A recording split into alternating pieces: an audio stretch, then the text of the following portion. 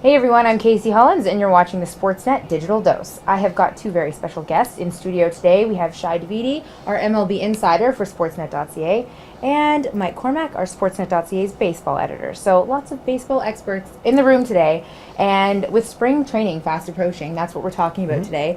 You guys have got a little bit of a guide to spring training for the fans, because it's a big thing for them. As much as it is for media to go down and see the teams, it's a big thing for fans. And I know they probably have a lot of questions. I have a lot of questions. First off, why is spring training so much fun? Everybody is talking about it in the office. There's this buzz about it. What makes it so exciting?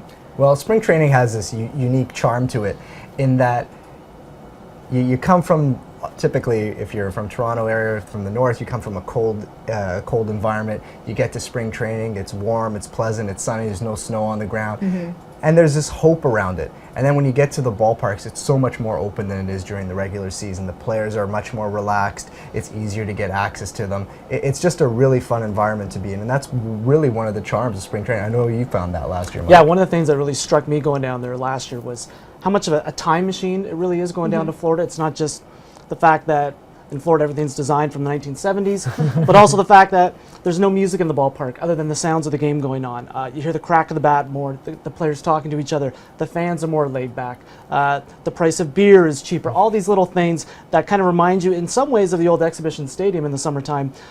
They'll really kind of grab you down there, and that's part of the charm that Shai's talking about.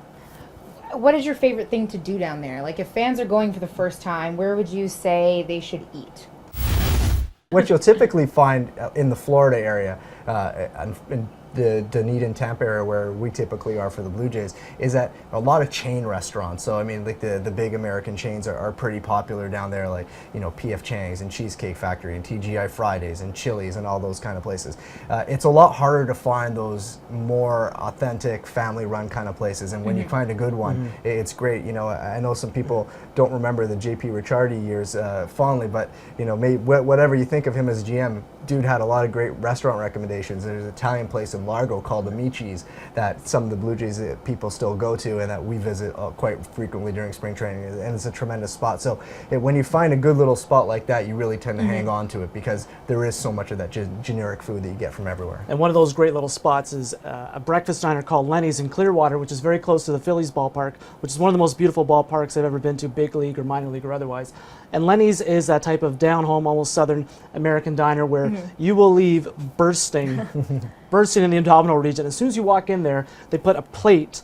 Actually, no, it's not a plate. It's a basket of pastries for everybody at the table. So I went in with a friend a few years ago down as fans.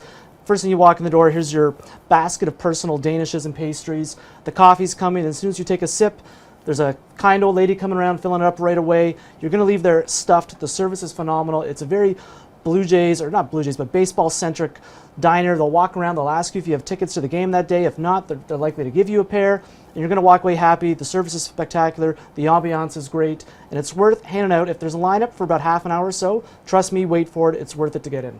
I would eat 3 meals a day there. Bring me a basket full of pastries. I forgot. Here's the best part. Lunch and dinner. If you don't finish your basket of pastries, they'll take it away and they will wrap it for you in a bag and bring it to you. I honestly, I would go to spring training just to check out this place. I don't blame you. So we're talking about food, but like you said, it depends kind of where you're staying. Where should fans try and stay? Where's the most fun area or the closest to everything that they're going to want to see? A lot of it will depend on how much baseball you're going to go and where's the park that you're predominantly going to be at. So if you're going to focus on the Blue Jays, you want to be somewhere close to Dunedin. You don't necessarily have to be right in Dunedin. You could go to Clearwater.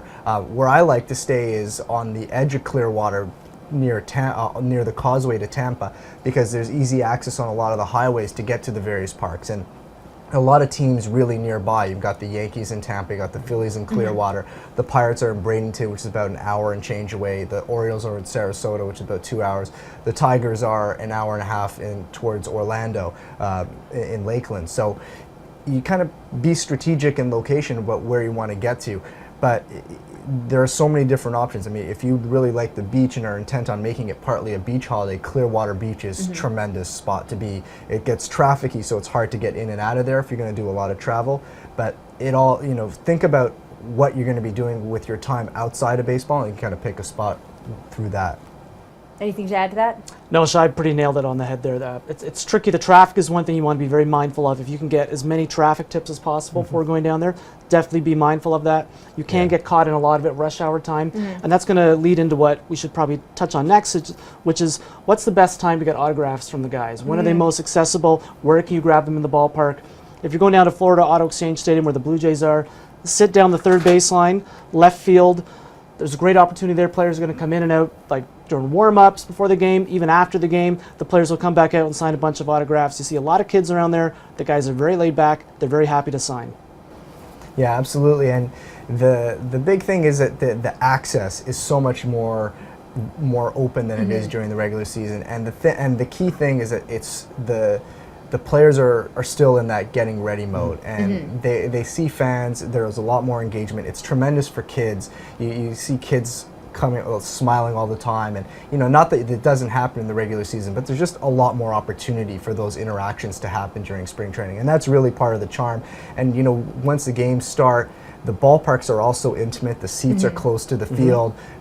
It's dangerous. You better pay attention because those balls come back fast. And there are there's a lot of debate on whether there should be more protective netting around just because of how close the stands are. But it's a really intimate environment. It's very easy to get a good sense of what the action is like, and that's what makes it so great. Shai, what time do the gates open again? It's generally around 11 o'clock. I think it varies from ballpark to ballpark, again, depending on what the game time starts are. Typically, they're around 1 o'clock. Some places will be 1:30, some places will be 12:30. So that'll vary depending on where you're at. The Blue Jays are typically 1 o'clock if memory serves. So if you get there around 11, you'll be able to catch BP for both home and visitors, and you'll be able to see some of the warm-ups that go on. I could add one final quick tip. It's tickets. Don't go on StubHub until you get down there. Typically, you can get tickets that game day. If not, there's a lot of scalpers outside or people reselling tickets. Don't feel like you're in a rush to go down and have to buy them on StubHub right away. That's good to know, too. Beaches, cheap beer, baskets full of pastry, baseball games. It sounds like my kind of vacation. I might have to tag along on this trip next year. Anyway, we're running out of time, but thank you guys so much for all the great tips. And there will be plenty more with their full fans guide to spring training, so be sure to check it out on Sportsnet.ca. Thanks again, guys. No problem. Pleasure.